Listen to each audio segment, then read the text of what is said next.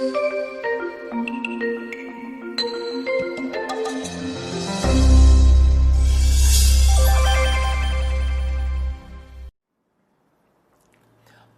19:21.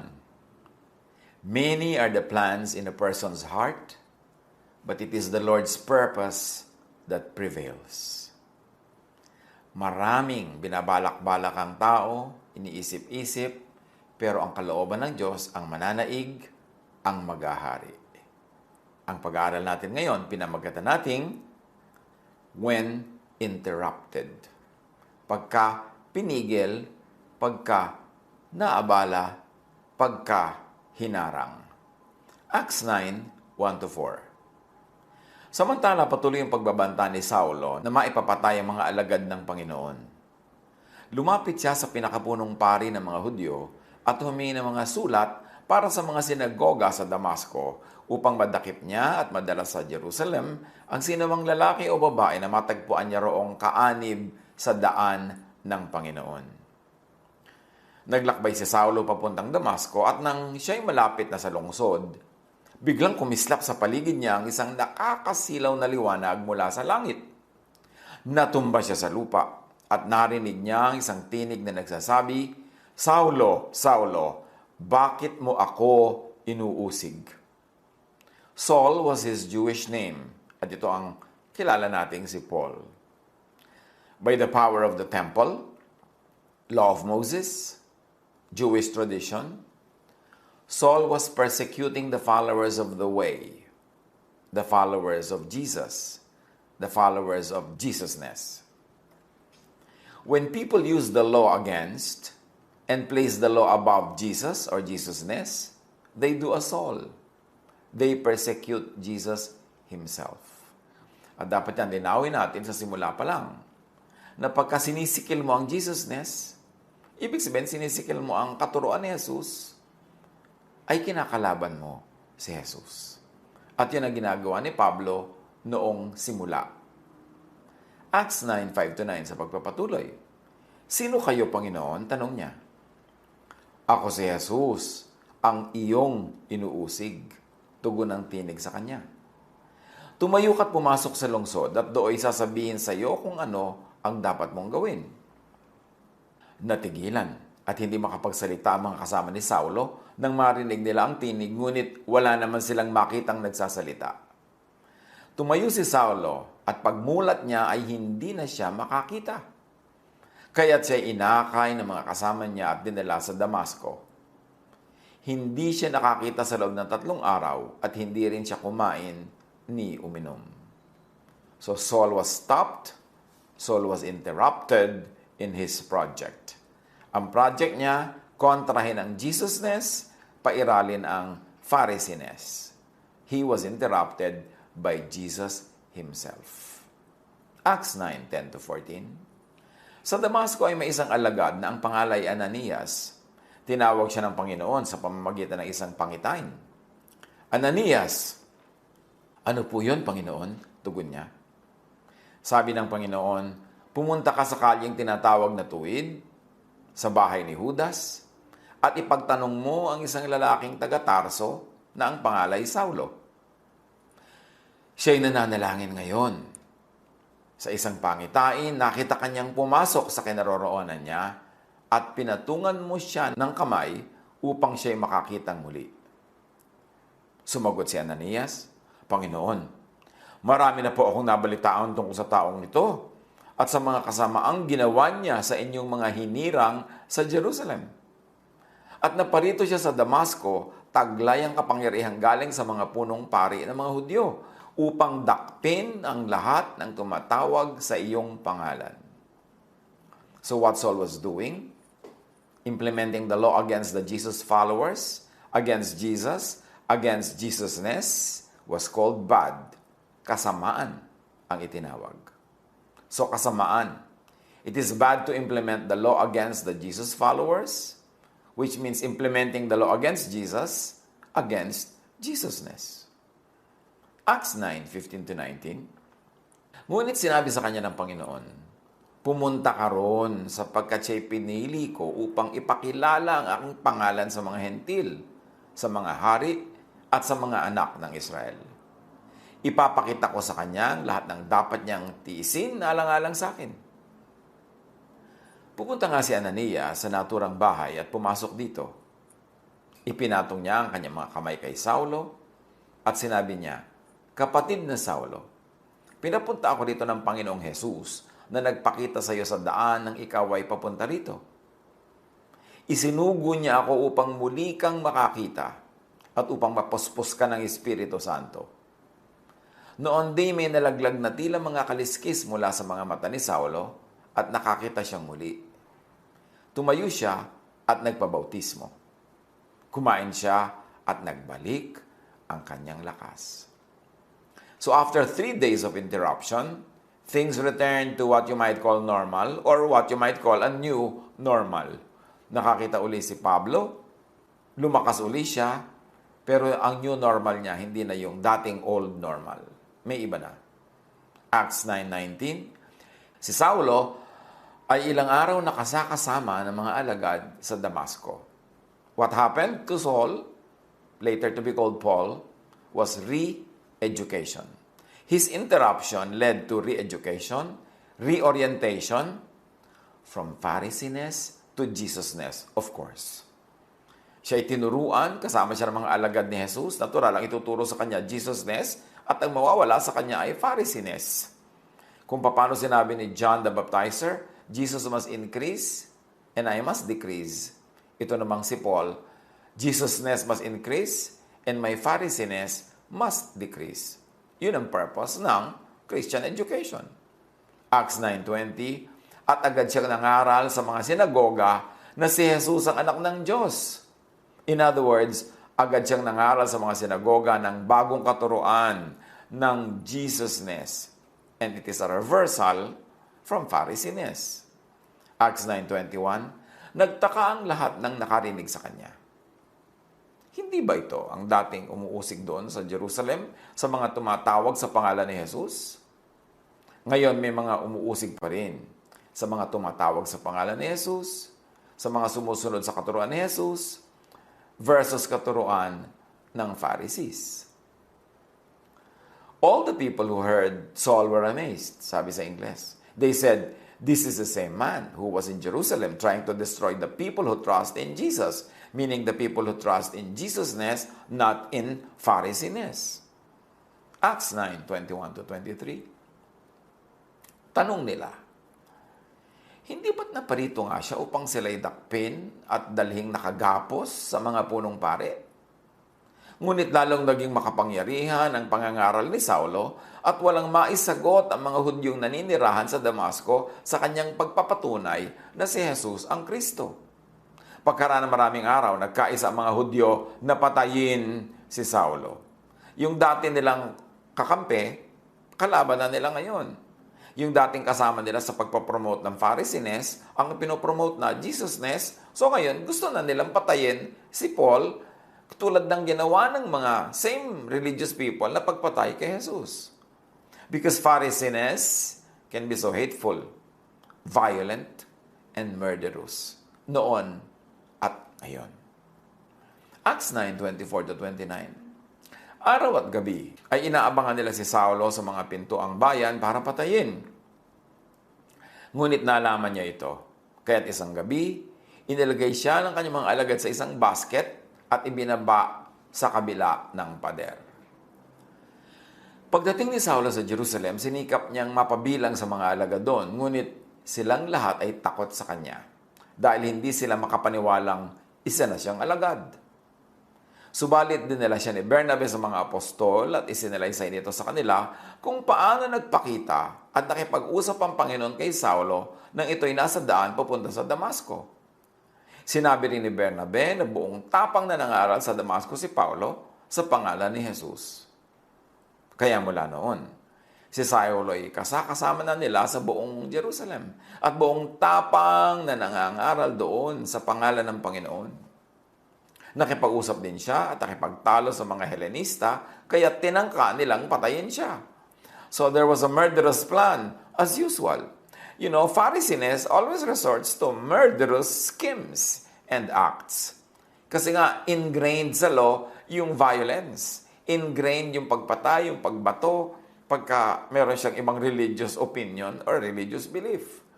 Acts 9:30, nalaman ito ng mga kapatid, kaya't inihatid nila si Saulo sa Cesarea at pinauwi sa Tarso. So Saul became Paul.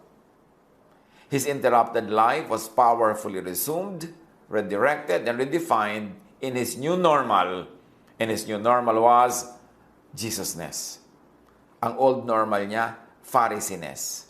Ang sino man na tunay na nagkakaroon ng encounter with Jesus at nauunawaan kung sino si Jesus, ano ang katuruan ni Jesus, will abandon Pharisiness and put on Jesusness. Kaya naboborn again, nagkakaroon ng bagong buhay, bagong pananaw, bagong paniniwala, bagong pag-ibig, bagong pag-asa. So Paul was interrupted, but it was a very, very beautiful interruption because he was interrupted from Pharisiness and inducted into Jesusness. Sa buhay natin, interruptions, redirections, redefinitions could be great blessings in the long run or in the end. Hindi laging mukhang blessing agad. Hindi laging obvious agad na blessing pag nai-interrupt tayo. Pero kung tayo ay nakikinig kay Jesus, kung nagpapasakop tayo sa ministrations ni Jesus, kahit tayo ma-interrupt, kahit tayo mahulog sa kabayo, kahit tayo mabulag sa mandali, hindi kumain sa mandali, yan ay sandali lang. Because when Jesus interrupts us, He is going to take us away from Pharisiness into Jesusness, from the law to grace, from trouble to peace, from vexation to rest. Yan ang napapala ng sumusunod kay Jesus. So, anong mga interruptions ang nangyayari sa ating buhay ngayon? Definitely, sa situation ngayon, mga quarantine, mga protocols, maraming interruptions. May interruption sa hanap buhay. May interruption sa pag-aaral. May interruption sa family life. Interruption sa paglalakwatsa, pamamasyal. Interruption sa maraming bagay. Pero tandaan natin, ipasuggest natin ang interruption so that God will take this opportunity of interruption to teaching us, to guiding us. Nagpapadala siya ng mga magpapatong ng kamay sa ating ulo para tayo pagpalain, para malaglag ang mga takip ng ating mata at mawala ang ating pagkabulag, para tayo ma-redirect. But very clearly, the first redirection, the first interruption should be an interruption from Pharisiness and redirection to Jesusness. Nagawa na ba yan natin sa ating buhay? Sumunod na ba talaga tayo sa katuruan nitong si Pablo about Jesusness? Sumunod na ba talaga tayo sa katuruan ni Jesus, Jesus Himself? Para tayo gumraduate from Phariseeism, from legalism, judgmentalism, into Jesusness. Paulit-ulit natin ito itinuturo kasi napakatagal na hindi ito itinuro. Napakatagal na nakatulog ang church supposedly ni Jesus kasi naging Pharisaic. Naging ang bida ay law imbes grace. Naging ang bida ay legalism instead love. At naging ang bida ay Pharisiness instead of Jesusness. So, kailangan pa ulit-ulitin. Kailangan makabisa natin, magagap at ma-imbibe, ma-internalize. At anuman ang plano natin sa buhay ngayon na na-interrupt dahil sa quarantine o dahil sa ibang bagay, dahil sa ibang dahilan, na-interrupt na love life, na-interrupt na career, na-interrupt na professional life or studies, na-interrupt na plans, ipasuggest natin ngayon. Isuko natin sapagkat ang Diyos merong magandang plano para sa ating lahat. Kaya kailangan mo nang yung mga plano natin, kung hindi sangayon sa plano ng Diyos, ay ma-interrupt. Jeremiah 29:11, "For I know the plans I have for you, declares the Lord. Plans to prosper you and not to harm you. Plans to give you hope and a future." Hindi natin alam kung minsan ang sarili nating plano. At madalas, hindi naman natin alam kung anong plano ng Diyos para sa atin. Pero, alam ng Diyos ang plano niya para sa atin. Ang mahalaga, makinig tayo. Kung ini-interrupt tayo sa landas na tinatahak natin na hindi naman papunta sa plano ng Diyos, pa-interrupt tayo. Blessing yun. At kung na-interrupt na tayo, dumating tayo sa temporary moment of blindness na nangyari kay Paul, confusion, hindi natin alam ang pupuntahan, hindi natin alam ang gagawin, hindi natin naiintindihan ang nangyari, just be still. Listen to God. Commune with God. And when we are ready, God will send a blessing to change the course of that interruption into the resumption of God's plan for us. Siguro may mga dumadaan sa atin ngayon sa moment of walking in the dark valley, of not understanding what's happening. Just hold on. Patuloy na humawak sa kamay ni Jesus. Patuloy na sumunod sa kanyang mga hakbang. Patuloy na hayaan siya ang ating maging pastol para maipaliwanag at dumating tayo sa puntong, okay, naintindihan natin, yes, the interruptions in our lives are redirections for something better to something better. May nangyayari bang interruptions, redirections, redefinitions in your life ngayon? Tandaan, interruptions, redirections, redefinitions that happened, are happening, will happen, can be great blessings in the long run or in the end. So sa lahat ng mga nai-interrupt ngayon, na abala, na hold, na freeze, nalagay sa alanganin, nakabitin, do not despair. Learn. Listen. See. Adjust. Proverbs 16:1, to humans belong the plans of the heart, but from the Lord comes the proper answer. Sa Diyos pa rin magmumula ang sagot, sa Diyos pa rin magmumula ang tulong, sa Diyos pa rin magmumula ang direksyon. So when stopped, interrupted, blinded for 3 days like Paul, pray. Seek the Lord. Receive ministration from the Lord's angel. Sino man yon, ano man yon na ipapadala ng Diyos, may ipapadala siya to bless us. Para tayo hanguin sa interruption, hanguin sa darkness, at akayin patungo sa liwanag. Proverbs 16:3, commit to the Lord whatever you do, and He will establish your plans. Isaiah 14:24, the Lord Almighty has sworn, surely as I have planned, so it will be. And as I have purposed, so it will happen. When reoriented, redirected, redefined, learn. Then go on your new way. Proverbs 16:9, in their hearts humans plan their course, but the Lord establishes their steps. At kahit si Mao Zedong, sabi niya, 1 step backward, 2 steps forward. Hindi ko muumatas ka ng isang hakbang, ay tuloy-tuloy na ang atras.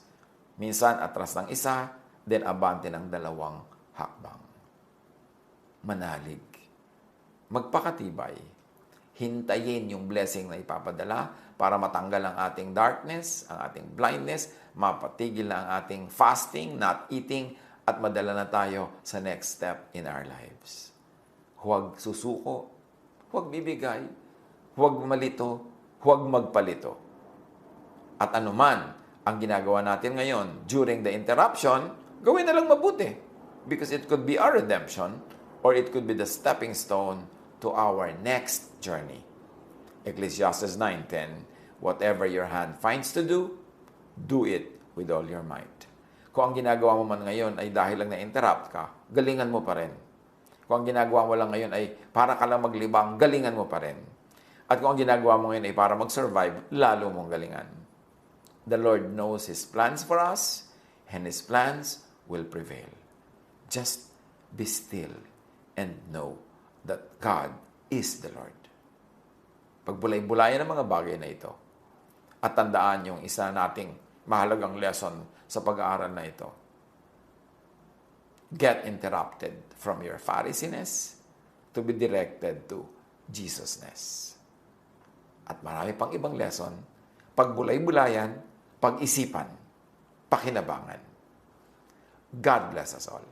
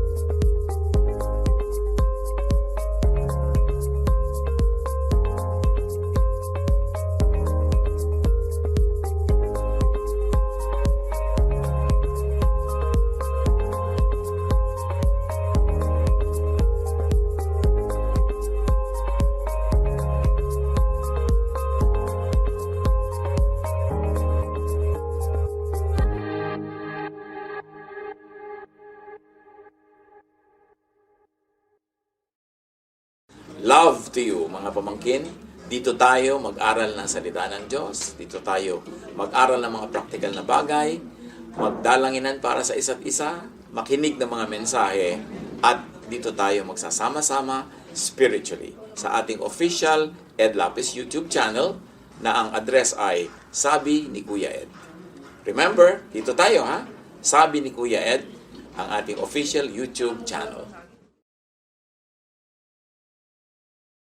Do not forget to subscribe. Click the subscribe button and ring the bell for notification. Like, comment, and share our official YouTube channel.